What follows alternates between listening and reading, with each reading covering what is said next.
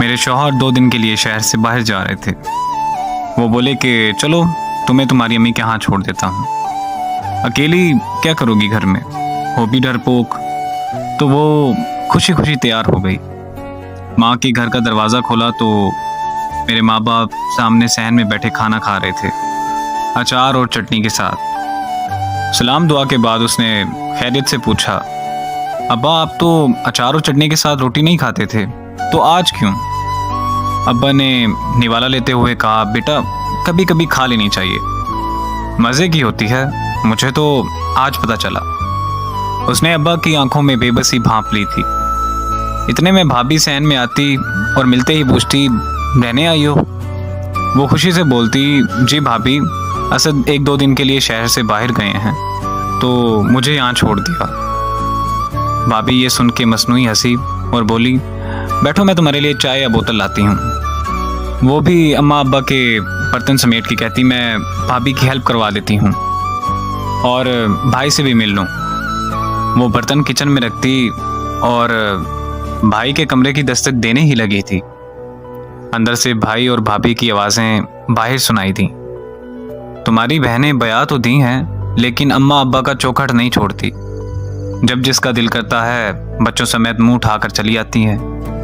भाई की आवाज़ आती है कि तुम्हारा क्या खाती है, यहाँ नहीं आएगी तो कहाँ जाएगी?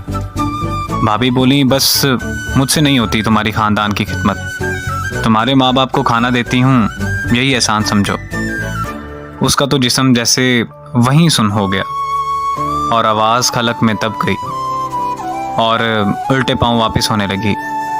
थोड़ी देर बाद फ़ोन पे बात करती हुई बाहर निकली, अच्छा अम्मी आप लोग आए हैं, गाँव से पहले बता देते तो मैं अम्मी की तरफ आती ही ना। चलें आप परेशान ना हों, मैं वापस आ रही हूँ। शौहर बोला कि आप ऐसा करें कि आप राबी आपी के घर बैठें थोड़ी देर।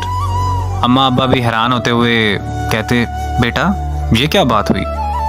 वो बोली, अब्बा जी असद की अम्मा आई हैं तो उन्हें कैसे छोड़ दूँ, फिर कभी आऊँगी इंशाअल्लाह, अभी इजाज़त दें। अपने आंसुओं को हलक से उतारते हुए दोनों से गले मिली तो बाबुल का घर फैलांगा थी। वापसी पे एक एक कदम एक एक मन का महसूस हुआ और होंठों को भेजती चली गई, जैसे कि खुद को हौसला दे रही हो। इसे फिर वो बात याद आई कि फसलें जो काटी जाएं उगती नहीं हैं, बेटियां जो ब्याही जाएं वो मुड़ती नहीं हैं।